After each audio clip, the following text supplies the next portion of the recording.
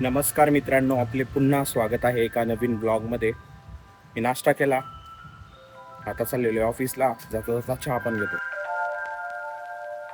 चहा घेतला मी, चहावाल्यासोबत बोलत होतो. तो बोलला की रात्रीपासून पाऊस चालू आहे, सकाळी 7 वाजता बंद झाला आणि चहा घेत होतोच तोपर्यंत परत पाऊस गुरगुर चालू झालेला आहे. चहा घेऊन मी समोर निघालो. मला जायचं होतं आता छत्रपती शिवाजी महाराज चौकामध्ये. तिथं गेलो, लगेच कालीपिली भेटली आणि आज आहे ना गर्दी कमी होती. त्याच्यामुळं कालीपिलीवाल्यांना काय केलं ना, पूर्ण सीट भरले नाही, डायरेक्ट निघाला तो. साधारणतः 4 ते 5 सीटं कमी असेल त्याच्या गाडीमध्ये. तर आता आम्ही निघालेलो आहे. तर मी तुम्हाला कालच्या व्लॉगमध्ये सांगितलं होतं की मला तुम्हाला पी जीबद्दल काहीतरी सांगायचं आहे. तर हे होतं ते. जसं तुम्हाला माहिती आहे, मी ना पी जीवर मंथली बेसिसवर राहतो आहे आणि त्याचा जवळपास रेंट 8,000 आहे. आणि दिवसामध्ये जर सांगायचं झालं तर फक्त मी 8च रात्री इथं असतो. म्हणजे सोमवारी येतो आणि शुक्रवारी इव्हिनिंगला निघून जातो मी. तर असा माझा म्हणजे असं मी फक्त 8च दिवस असतो पुण्यामध्ये पी जीवरती पण. तर त्या हिशोबाने भरपूर जास्त पैसे जात होते माझे. आणि जर हिशोब जर लावला तर जवळपास 1,000 रुपये दिवस जात होता, जो की साधारणतः हॉटेल इतकाच येतो. आणि आपले एक सबस्क्रायबर आहे किरण सर, तर ते पण मला भरपूर पुश करत होते या गोष्टीसाठी. भरपूर वेळेस कमेंट पण येत होत्या की तुमचा पी जीवाला भरपूर जास्त पैसे घेतोय, तुम्ही आजूबाजूला वगैरे चेक करा. मग त्याच हिशोबाने मी आता हे डिसाईड केलेलं होतं. तर आता मी पी जीवरून ठरवून निघालेलो होतो की ऑफिसला जाऊन त्याला कॉल करणार आहे.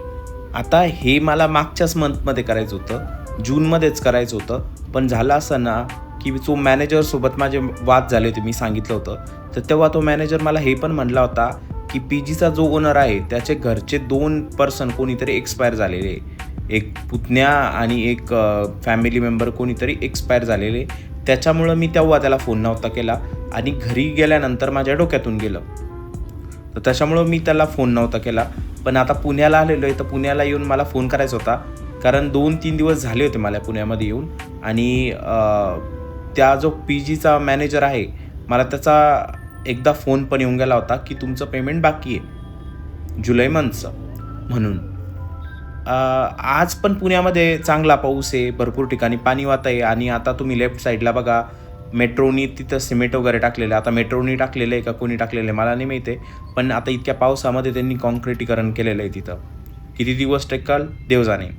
तर आलो मी ऑफिसमध्ये थोडा थोडा पाऊस चालू होता आणि वातावरण ॲज युजल एकदम भारी होतं ऑफिसमध्ये आज. आणि भरपूर ठिकाणी असं पाणी तुंबलेलं आहे, झाडं लावलेले त्याच्यामध्ये साधारणतः इतकं पाणी आहे. आणि ते पाणी रस्त्यावर पण येतं आहे.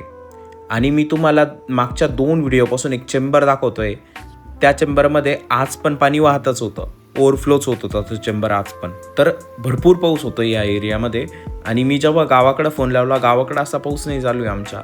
हा फक्त पश्चिम महाराष्ट्र पण नाही म्हणता येणार, पण कोकण साईडला जास्त हा पाऊस चालू आहे. आता मी काय केलं ना, ऑफिसमध्ये गेलो होतो, काम वगैरे केलं, म्हणजे मेल वगैरे चेक केले, चॅट्स वगैरे बघितले आणि काम चालू केलं होतं. जेवणासाठी यायचं होतं मला खाली आणि तेव्हा भरपूर पाऊस चालू होता. आणि मी हाच वेळ बघितला, म्हणलं चला आता आपण पी जीच्या ओनरला कॉल करू. ओनरला याच्यामुळंच कॉल करायचा होता कारण मॅनेजर मला खूप रूड वाटत होता, म्हणून ओनरला कॉल करायचा होता आणि त्याच्यासोबत बोलायचं होतं. मला असं वाटलं तो ऐकल. पण झालं असं, त्याला कॉल केला मी. कॉल करून त्याला बोललो की मला जुलै मंथ आहे ना डे बेसिसवर राहायचं आहे. पण तो त्या गोष्टीला ॲग्री झाला नाही. तो मला म्हणे तुम्ही जुलैमध्ये मला सांगताय म्हणे. तो मला म्हणला की ही इतक्या लेट तुम्ही सांगताय, आता तुम्हाला काय करावं लागेल, हा पूर्ण मंथ राहावा लागेल आणि मंथ राहिल्यानंतर नेक्स्ट मंथपासून आपण तुमचं डेली बेसिसवर चालू करू, असं मला त्यांनी सांगितलं. आणि मी म्हणलं नाही, म्हणलं मला जेवण वगैरे नको आहे म्हणलं तुमचं, ॲटलिस्ट ते तरी पैसे कमी करा. तो खूप रूडली बोलला, नाही म्हणे ते होत नाही म्हणे, तुम्ही कुठं पण जा म्हणे. मी म्हणलं तुमच्या शेजारी विशाल पी जी म्हणलं, तिथं पण असं होतं म्हणलं कमी करता. तर मला त्याच्यानंतर त्याचा रिप्लाय होता की हिंजवडीमध्ये जवळपास 1,00,000 पी जी म्हणे, प्रत्येकाचे रूल्स असतात आणि आमचे रूल्स नाही आहे म्हणे तसे, आम्ही त्याच्यानुसारच करतो म्हणे, वागतो म्हणे. मग मला थोडा शॉक बसला होता कारण माझे जवळपास 5-6 दिवस लेट झालं कॉल करायला आणि हा माझाच हलगर्जीपणा होता मुळात.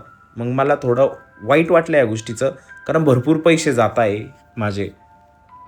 मला सुरुवातीला वाटायचं की मॅनेजरच थोडा ॲरोगंट आहे, पण पी जीचा ओनर पण भरपूर ॲरोगंट होता. आणि आजकाल झालेलं काय आहे ना, मॅनेजरसोबत माझे वाद झाल्यापासून आहे ना, मॅनेजर माझ्यासोबत व्यवस्थित बोलतो आहे थोडा. मग आता मी दुसरा एक प्लॅन केला. मॅनेजरचा मला परत फोन आला होता साधारणतः 3-4 वाजता.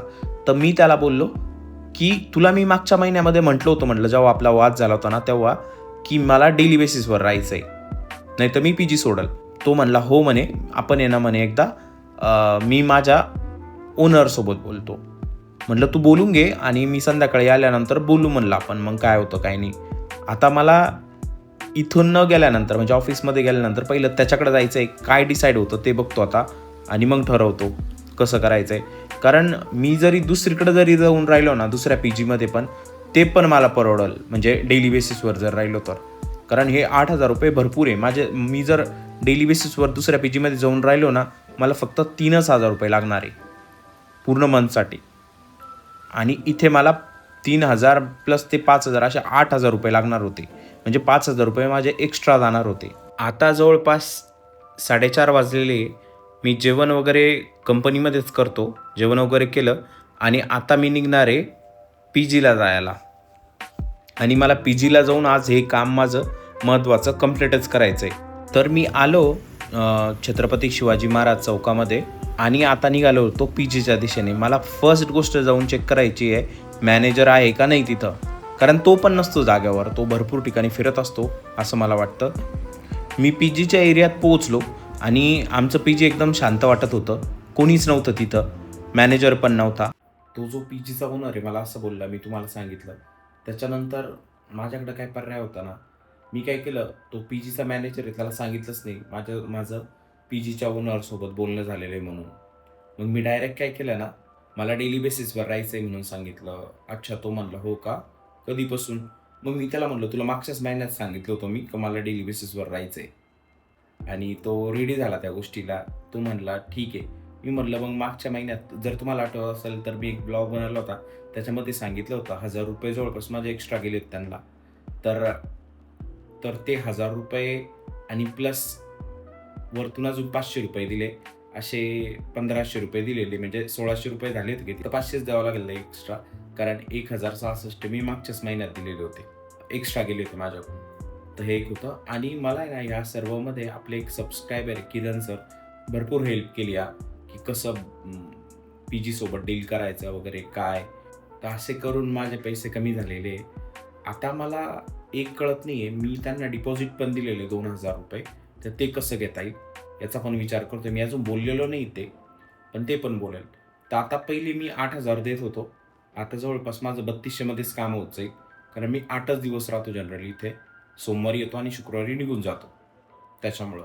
तर हा होता आजचा व्लॉग. हा व्लॉग तुम्हाला कसा वाटला हे मला कमेंट्स करून नक्की सांगा. जर आवडला असेल तर व्हिडिओला लाईक करा, चॅनलला सबस्क्राईब करा. Thanks for watching. Bye bye.